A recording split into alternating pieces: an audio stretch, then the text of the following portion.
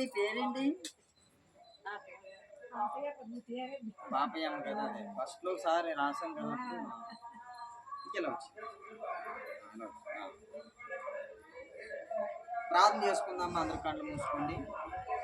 సర్వకృపానిధి, సర్వాంతర్యామి, సకల ఆశీర్వాదములకు కారణభూతుడైన మా ప్రియ పరమ తండ్రి, ఈ పరిశుద్ధమైన శ్రేష్టమైన నామానికి వందనాలు ప్రభా, స్తోత్రాలు.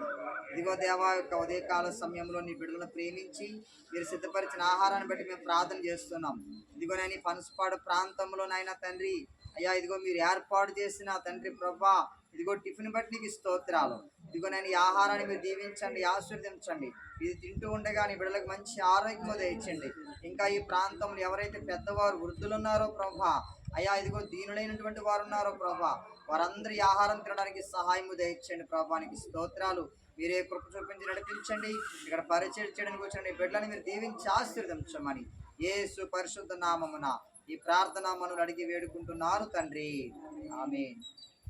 అమ్మ అందరికీ వందనాలు.